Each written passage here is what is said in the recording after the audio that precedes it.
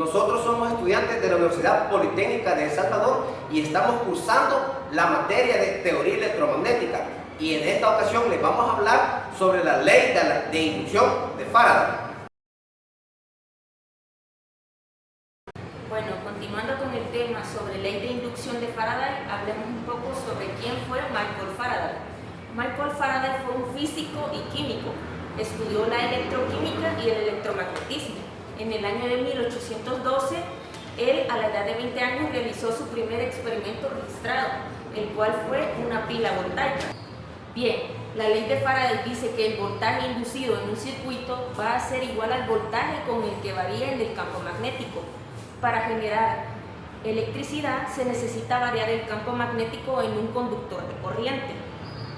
Cuando se varía el campo magnético cerca de un alambre de cobre u otro cualquier conductor, este se verá afectado por la FEN, que es la fuerza electromotriz, y generará electricidad. Continuando con la ley de Faraday de inducción de la relación entre campo magnético y campo eléctrico, Faraday descubrió que la fuerza electromotriz inducida en un circuito cerrado es igual a la rapidez de cambio del eslabonamiento de flujo magnético por el circuito. En su fórmula, voltaje de fuerza electromotriz inducida es directamente proporcional al número de vueltas en la bobina. Bien, ahora voy a explicar 3 ejemplos de aplicación de campo eléctrico. En este caso, tenemos un sensor de tipo electromagnético ocupado para medir velocidad en un motor, ¿sí? Entonces podemos apreciar acá que tenemos una bobina, en la parte de acá un imán, ¿sí? Y al tener contacto con un material ferroso, genera un pulso de miliamperios, el cual recibe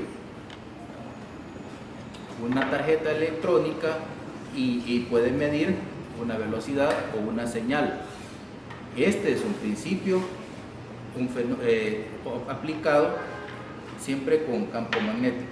Tenemos el otro principio de un contactor que tiene en su interior una bobina, la cual genera un campo magnético, y al generar el campo magnético genera un movimiento mecánico, el cual hace cerrar contactos normalmente abiertos o normalmente cerrados, y lo podemos utilizar como un interruptor operado a distancia para encender o apagar un motor, una luz o lo que se necesite controlar.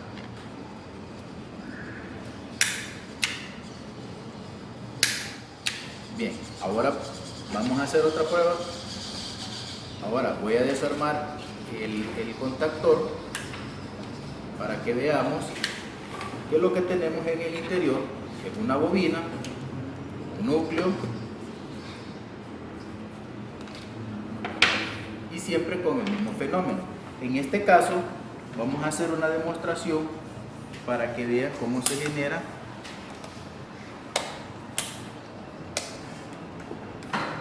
la corriente al hacer un movimiento aplicando la fuerza contra el voltaje de la fuerza electromotriz con el magnetismo, ¿sí? Bien, entonces tenemos la bobina, tenemos un imán. Entonces si yo lo acerco, pueden apreciar lo que sucede en el tester, ¿sí? Podemos ver que hay una corriente que se genera por el movimiento del imán atravesando la bobina, y esto es un ejemplo de una aplicación del fenómeno. Ahora, con el sensor podemos apreciar también que si yo conecto las puntas del tester, ¿sí?, acá al sensor, y lo paso por un material ferroso, hay un movimiento.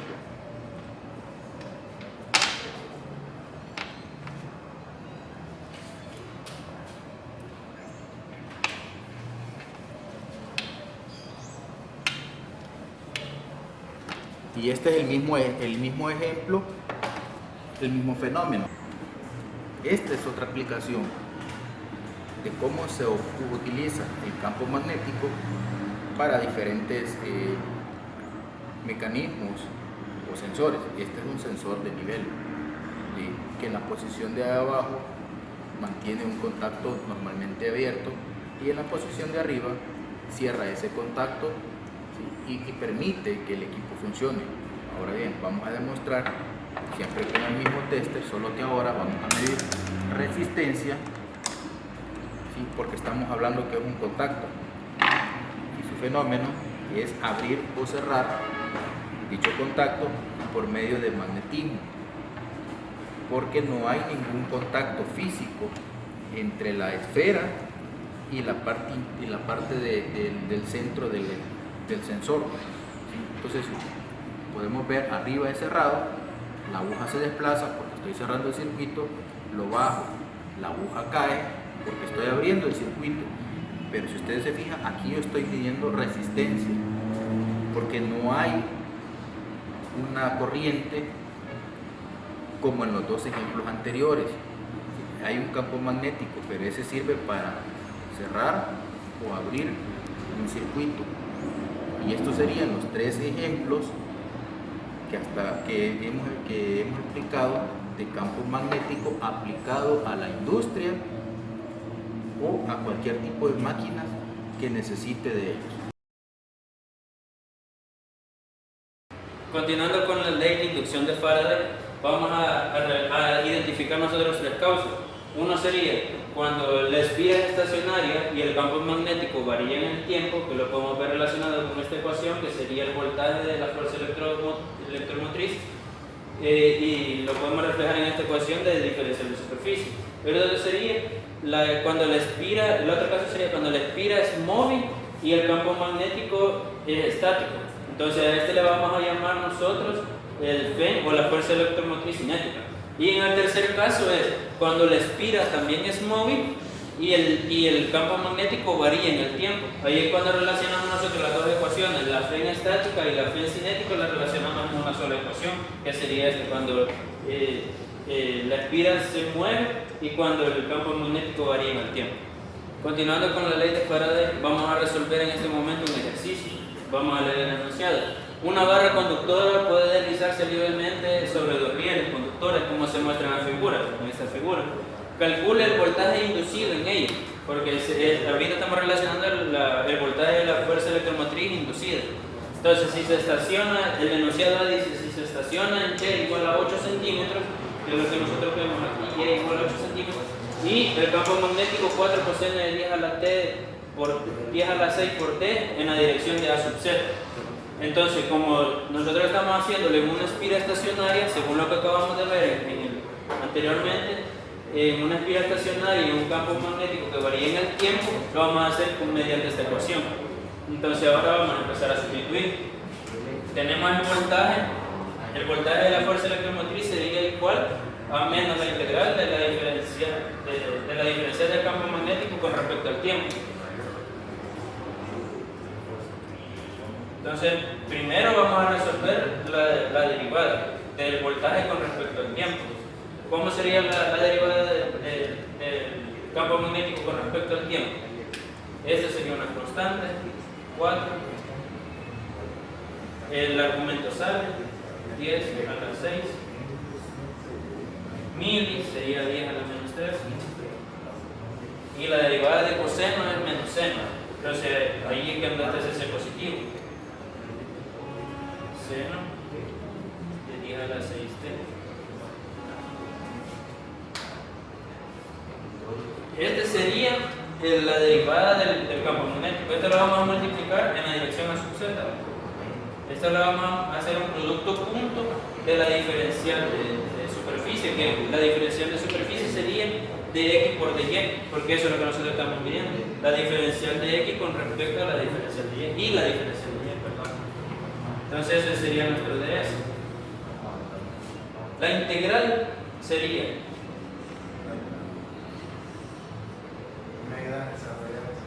en y, que sería la integral de la esquina, y igual a 0, a 0.08, y en x sería desde 0 hasta 6 centímetros, 0.06.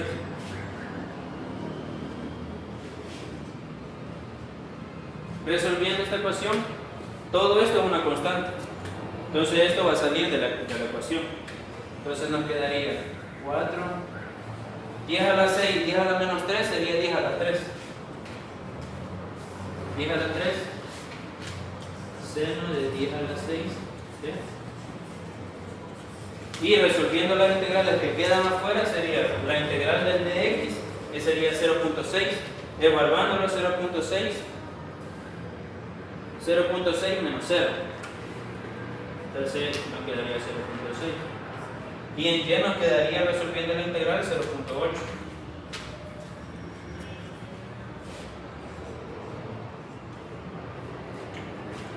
Entonces de ahí tenemos que meter la calculadora.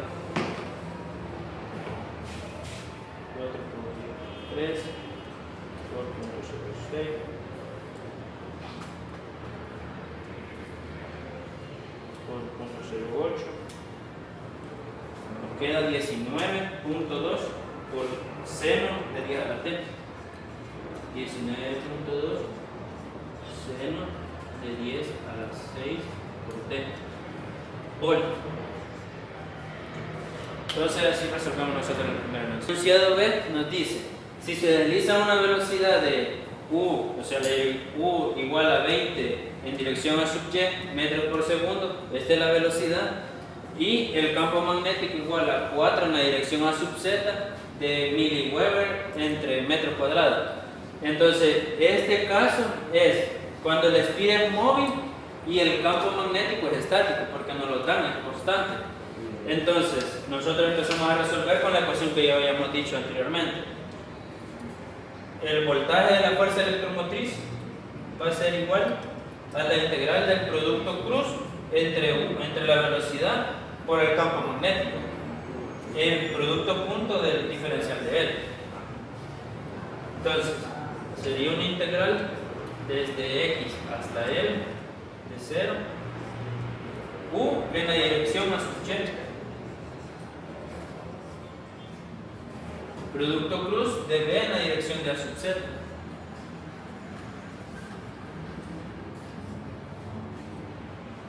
Producto punto del de L, el diferencial de línea. Y el diferencial de línea no es nada más que el diferencial de X en la dirección X.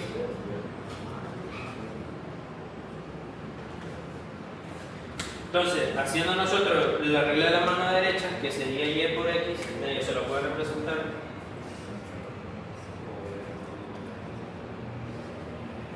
Haciendo el producto cruz de Y cruz Z, entonces, siguiendo la mano derecha, Y, ponemos la mano en dirección Y, por Z nos va a dar X positivo. Entonces aquí nos va a dar U por B en dirección X positivo. U por B en dirección X.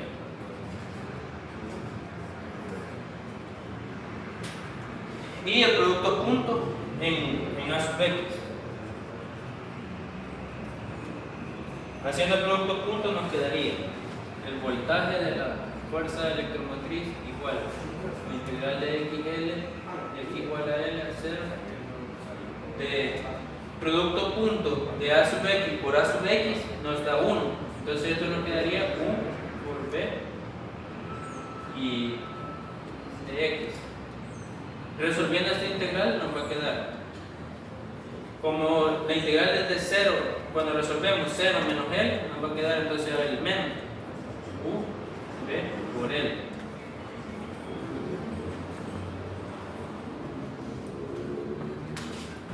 El voltaje de la fuerza electromotriz sería igual a la integral de X igual a L a 0, U por B diferencial de X. Resolviendo la integral nos va a dar evaluando menos L. U por B como constante menos L.